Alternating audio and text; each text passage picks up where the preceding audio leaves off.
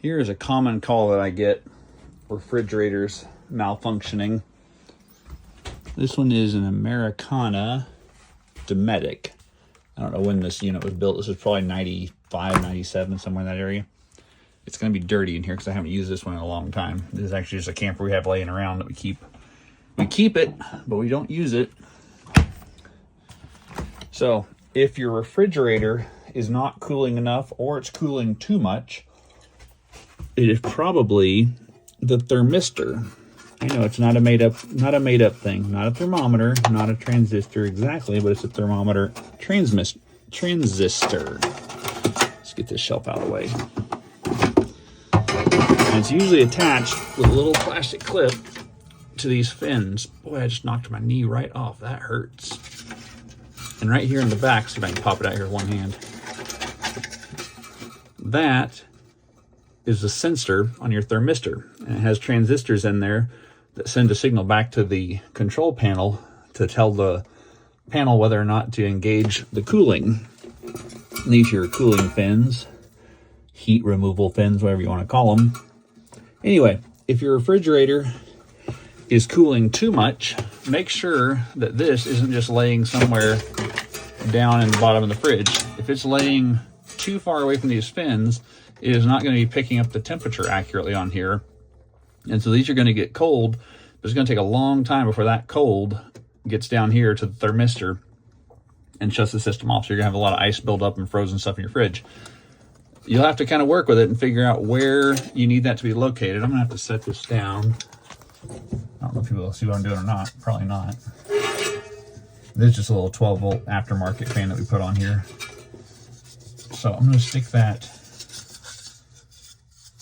figure out where I'm supposed to put it. I'm going to put that little thermistor back in here where it was before. Get in there. Trying to break that plastic. I'm sure you can get a new one on Amazon.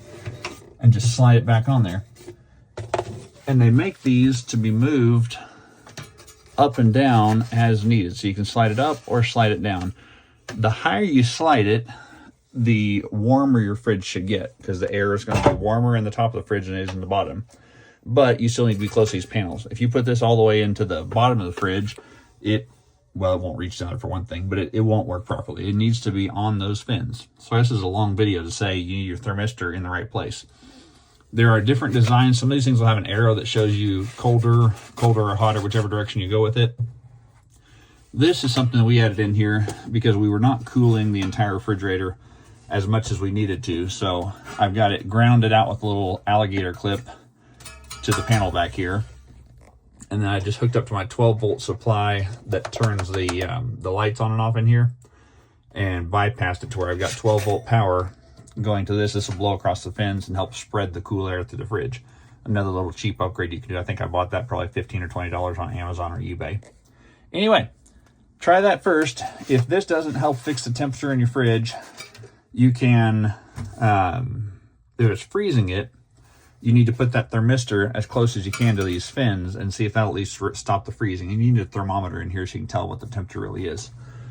All right, if it's not that, there's all kinds of other things, but that's the easiest fix. And these are fairly easy. These little thermistor, thermostat sensors are fairly easy to replace. They slide through the back of the fridge and clip into the motherboard. So you can buy these on Amazon. Make sure you get your model number of your fridge so you get the right one. I was trying to see when this thing was made. I know it's right there in front of me. I'm just not seeing it. It's old. It's really old.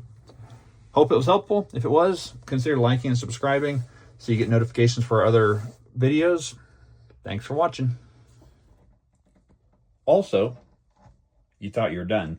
If you are in the Northwest Arkansas area or know somebody in that area needing help on their camper or RV repairs, please feel free to give us a call. Love the opportunity to work with you. 479-544-5220. A to Z RV and camper repairs.